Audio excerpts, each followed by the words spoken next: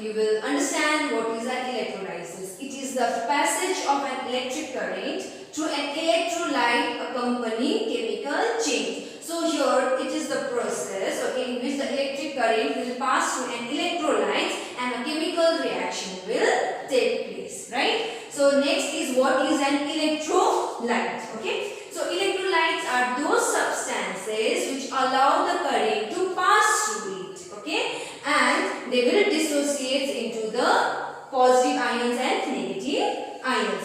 So this is the substance which allow the current to pass through it through their aqueous solution or in the fused state. So here are some examples of electrolytes. Sulfuric acid H2SO4, sodium hydroxide NaOH, potassium hydroxide KOH, sodium chloride NaCl, ammonium hydroxide NH4OH, and acetic acid CH3COOH. So these are electrolytes, means these are the substances which allow the current to pass through it. Okay, so how will they allow the current to pass through it? So let's discuss here in this diagram.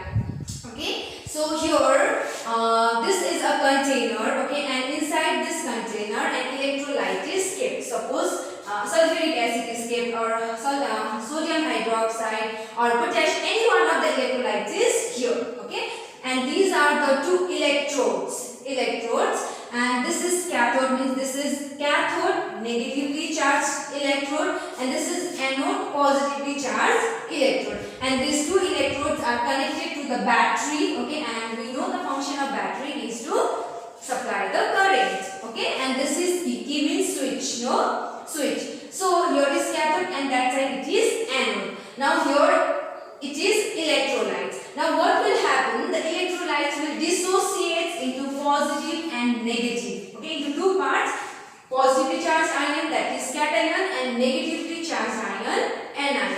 Then what will happen is, see, this is anode, right? This is anode, positive charge. So this negative, okay, anion will attract it towards the anode. Okay, we know the opposite charge will attract each other, right? So this positively charged electrodes will attract this negatively charged ion, that is anion. So this negative charge will attract it towards the anode, and this positive charge cations will attract towards this negatively charged electrode, that is cathode. So all the positive charge will be attracted here, okay, and the negative charge will get attracted towards the anode, positive charge, okay. So here all the positive charge will be accumulated here, and here the negative charge. Okay, so this is electrolysis. Now suppose if we take one example, suppose sodium chloride, okay, this is an electrolyte. Then what will happen? This electrolyte, first it will dissociate into sodium plus and chlorine minus, okay. So this positive, and it will dissociate into positive and negative, sodium Na plus and chlorine Cl minus. So this chlorine negatively charged will attract towards the positive charge. So here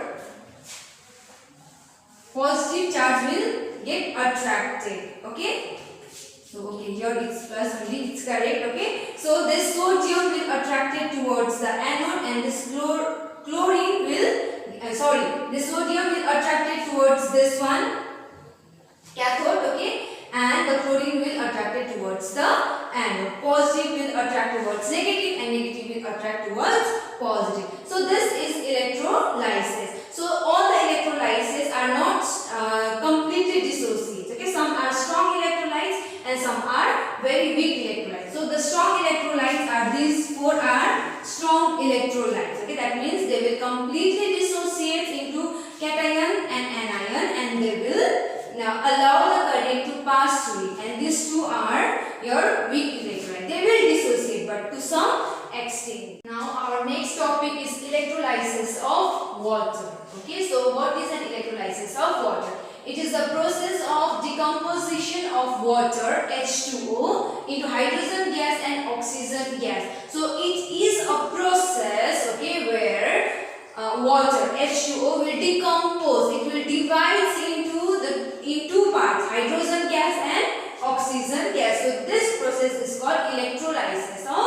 water. Okay, so here is a diagram. Okay, so here this is H2O. Okay, water.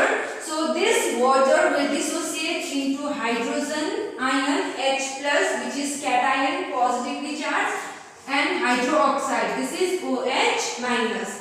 So water will decompose into H plus and OH minus. Okay, so we know the positively charged ion, that is cation, will get attracted towards the negatively charged electrode, that is cathode. So this positive charge will get attracted towards cathode, that is hydrogen will get attracted towards cathode, and hydroxide OH. Okay, it is negatively charged ion, so it will get attracted towards the anode. Okay, so OH will get attracted here in anode. So next what will happen is, so hydrogen, it will attract towards the cathode, negatively charged electrode. This is positively charged ion. So what will happen at cathode? Okay, so this is H plus.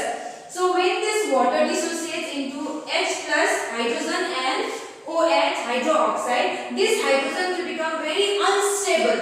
It will become very reactive now. Okay, so what will happen? This hydrogen here, okay, in cathode, what will happen is this hydrogen will combine with another hydrogen. Hydrogen and hydrogen, they will combine to form hydrogen molecule H2. Okay, so reaction at cathode is what will happen? The hydrogen will react with some other hydrogen ion to become H2. Okay, H2 gas. So we will get H2 at cathode. Okay, then here in anode, okay, hydroxide ion is attracted here. Okay, this is an ion. Then here at anode, what will happen? This hydroxide will oxidize. Okay, it will oxidize and it will form oxygen and hydrogen. Okay, so this is the reaction take place at anode. Okay, at anode, oxidation reaction take place. Hydroxide will oxidize into oxygen. Okay, and in cathode, the hydrogen, okay, which is very unstable, it will react with some other hydrogen to form hydrogen gas. So if we see the overall reaction, okay, here